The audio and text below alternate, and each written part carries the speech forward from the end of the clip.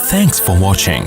Don't forget to like, comment, share and subscribe to Mufti Tariq Masood, famous scholar. امام مہدی جب آئیں گے تو کسی امام کو فالو کریں گے. 4 اماموں سے اگر کسی کو نہیں تو اہل حدیث حضرات کہتے ہیں جب وہ کسی کو فالو نہیں کریں تو آپ کیوں کرتے ہیں؟ وہ مجتہد ہوں گے اس لیے کسی کو فالو نہیں کریں گے.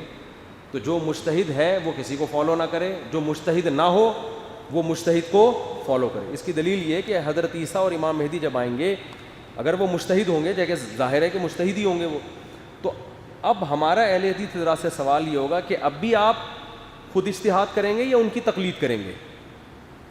ہم کہتے ہیں اب آپ کو حضرت عیسیٰ کی تقلید کرنی پڑے گی. مجتہد ہوں گے, قرآن و سنت کا علم رکھتے ہوں گے, ان کی موجودگی میں آپ یہ بولو گے کہ میری تحقیق یہ ہے, میں آپ کی تحقیق نہیں مانتا, میری اپنی تحقیق یہ ہے, کہ تو میرا خیال ہے حضرت عیسیٰ پھر آپ کو چھوڑیں گے نہیں. تو ہم اس وقت امام ابو حنیفہ کی تقلید چھوڑ کر کس کی تقلید شروع کر دیں گے؟ حضرت عیسیٰ کی, کیونکہ ہم کہیں گے کہ امام حنیفہ سے زیادہ بڑے مجتہد آ گئے. اور حضرت عیسیٰ کسی کی تقلید نہیں کریں گے کیونکہ وہ خود کیا ہوں گے؟ مجتہد. جیسے کہ امام حنیفہ کسی کی تقلید نہیں کرتے تھے, لیکن امام حنیفہ اس وقت تقلید نہیں کرتے تھے جب وہ مجتہد بن گئے تھے. جب تک مجتہد نہیں تھے وہ بھی تقلید ہی کیا کرتے تھے. اسلام میں آپ کو 2 ہی طبقے ہمیشہ سے ملیں گے, یا تو مقلد یا مجتہد. یا تو خود آتا ہے لہذا ضرورت نہیں ہے, خود نہیں آتا تو اب کسی مجتہد کو فالو کرنا ہے. لوگ کہتے ہیں جب نبی موجود ہیں تو کسی مجتہد کو فالو کرنے کی کیا ضرورت ہے؟ نبی تو موجود ہیں لیکن بنفس نفیس تھوڑی موجود ہیں. نبی کی احادیث ہیں, نبی کا قرآن ہے, اس کو سمجھنا پڑتا ہے. تو سمجھنے والے لوگ الگ ہوتے ہیں اور جنہوں نے پراپر علم حاصل نہیں کیا ہوتا وہ الگ ہوتے ہیں. جن کے پاس پراپر علم نہیں ہوتا وہ ان کو فالو کرتے ہیں جن کے پاس پراپر علم ہوتا ہے. ڈائریکٹ نبی کو فالو کرنا ممکن ہی نہیں ہے. تو یہ صرف الفاظ ہیں, الفاظوں کا ہیر پھیر ہے. اور میں جانتا ہوں اہل حدیث بھی لازمی تقلید ہی کر رہے ہوتے ہیں اپنے علماء کی, لیکن اس کو نام تحقیق کا دے رہے ہوتے ہیں. وہ تو سب ہی کر رہے ہوتے ہیں, وہ اپنے عالم پر اعتماد کر رہے ہوتے ہیں. ہر حدیث کی کون تحقیق کر رہا ہوتا ہے بیٹھ کے؟ انہوں نے بتا دیا یہ حدیث ہے, اگلے نے مان لیا. اس کے مخالف حدیث ہے یا نہیں ہے یہ لوگوں کو پتہ نہیں ہوتا. یہ منسوخ ہے, ناسخ ہے. اگر آپ تحقیق کرنے پر آ گئے نا تو ایک رفع الیدین کے مسئلے کی تحقیق میں آپ کو کئی مہینے چاہیے. یہ جو لوگ کہتے ہیں نا ہم نے تحقیق کر لی ہے, ان کو میرے پاس لے کر آئیں کبھی, پھر میں بتاؤں گا کی ہے کہ نہیں کی ہے. درجنوں حدیثیں ان کی نظروں سے اوجھل ہوتی ہیں, حدیثوں کے ترجمہ تک نہیں پتہ ہوتا ان کو. تو ہر آدمی تقلید کر رہا ہے. کچھ مان لیتے ہیں کہ ہم کر رہے ہیں, کچھ مانتے نہیں ہیں کہ ہم تقلید کر رہے ہیں. بس وہ اپنے آپ کو محقق کہہ رہے ہوتے ہیں کہ ہم تو کسی کی تقلید نہیں کر وہ بھی رہے ہوتے ہیں. فرق یہ ہے کہ مجتہد کی کر لو یا 15ویں صدی کی کسی مولانا کی کر لو. ہم کہتے ہیں جو گزر گئے, جن کو آدھی سے زیادہ امت نے فالو کیا, ان کی کرنے میں زیادہ عافیت ہے. یہ ہمارا اہل حدیث سے اختلاف ہے. معذرت کے ساتھ ہم اسے کہتے ہیں ایکسکیوز می سر. باقی ہم ان کو نہ جہنمی کہتے ہیں, نہ ان سے نکاح کو حرام کہتے ہیں, نہ ہم ان کو یہ کہتے ہیں کہ یہ جو ہے وہ دائرہ اسلام سے خارج ہے. یہ اختلاف ہے ہمارا. جہاں اتنے اختلاف ہیں وہاں ایک اور سے, تو کیا ہو گیا اس میں؟ ایسے کو گھبرانے کی کیا بات ہے؟ باقی اس میں پھڈے وڈے کی ضرورت نہیں ہے. بھائی ہماری یہ رائے آپ مان لو, ٹھیک ہے, نہیں مانے تو آپ کی مرضی. اس میں پھڈے بازی کی ضرورت ہے. او بھائی یہ پھر وہی مسئلہ آتا ہے نا, پھر تم لوگ بولتے ہو, پھر میں کلپ بناتا ہوں, پھر وہ میرے خلاف کلپ بناتا ہے, پھر یہاں سے کلپ, وہی کلپ بازیاں شروع ہو جاتی ہیں. تو میں تو چاہتا ہوں کہ یہ ٹاپک ختم کرو. تو کہہ رہے انجینئر علی مرزا نے آپ پر پھر تنقید کر دی ہے کہ محرم میں امام علی کی تعریف بیان نہیں کرتے تو شادی کی ترغیب کیوں دیتے ہو, یہ کیسا اسلام ہے؟ محرم میں شادی کی ترغیب اس لیے دیتے ہیں کہ لوگ محرم میں شادی کو برا سمجھتے ہیں. اگر آپ کو حضرت امام حسین محرم میں شہید ہوئے تھے تو اس مہینے میں جس میں امام حسین شہید ہوئے شادی کرنا کتنا برا کام ہے. تو بھائی یہ والا محرم نہیں تھا جس میں شہید ہوئے تھے, وہ 1300 سال پرانا محرم تھا, اس میں تھوڑی ہوئے ہیں شہید. اور اگر محرم میں شہادت کی وجہ سے نکاح حرام ہے تو سفر میں بھی کوئی صحابی شہید ہوئے ہیں, ربیع الاول میں بھی ہوئے ہیں, ربیع الثانی میں.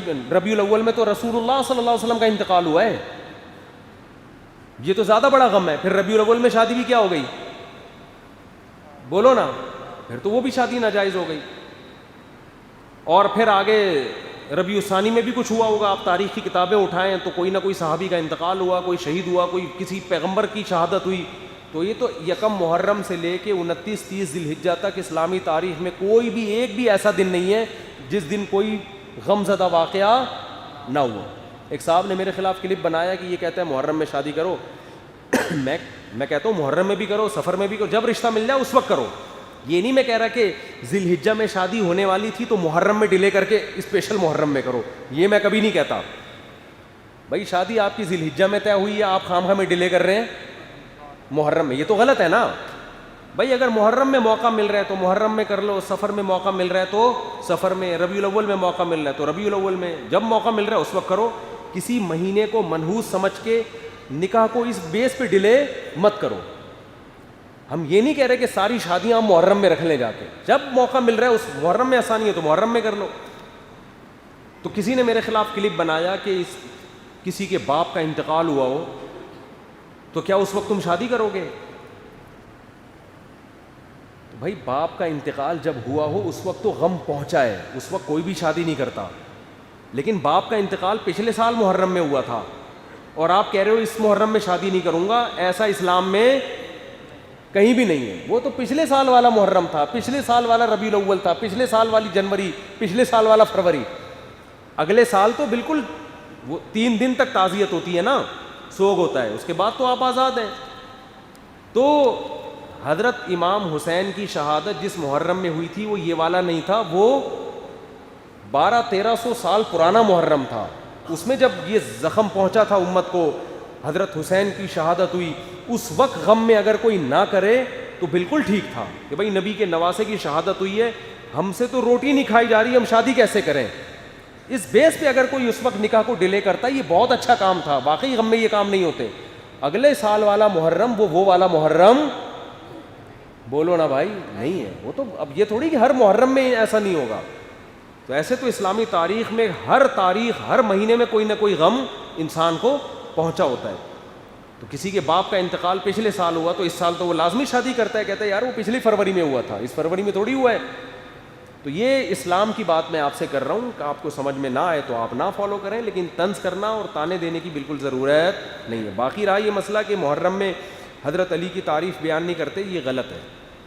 میں نے محرم میں حضرت حسن کی بھی تعریف پر میرا کلپ درسقرآن.com میں ہے, اور اس کے نیچے لوگوں کے تبصرے ہیں کہ اتنا شاندار حضرت حسن اور حضرت حسین پر ہم نے اتنا بہترین ویڈیو بیان آج تک ہم نے نہیں سنا. لوگوں کے کمنٹس ہیں اس پہ, درسقرآن.com سے ریکارڈ کروائے. حضرت علی کی فضائل پر میں نے بیان کیا جی ٹی وی میں, انہوں نے بھی مجھے یہ کہا کہ ہم نے اتنا شاندار اوتھینٹک مستند احادیث سے اتنی زبردست فضیلت فرسٹ ٹائم سنی ہے.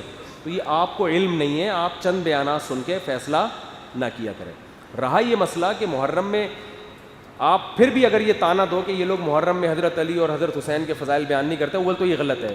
تو آپ ذرا ان سے بھی تو پوچھ لو نا جن کی آپ حمایت میں یہ بات کر رہے ہو کہ کیا آپ حضرت ابو بکر کے مہینے میں ابو بکر کے فضائل بیان کرتے ہو؟ ہیں بھائی, جس مہینے میں ابو بکر کا انتقال ہوا تو کبھی آپ نے بھی حضرت ابو بکر کے فضائل اس مہینے میں بیان کیے؟ جس مہینے میں حضرت عمر کی شہادت ہوئی آپ نے کبھی اس مہینے میں حضرت عمر کے فضائل بیان کیے؟ ان کو تو ایک لفظ بھی نہیں کہہ رہے ہیں, اور سارا نزلہ کس پہ؟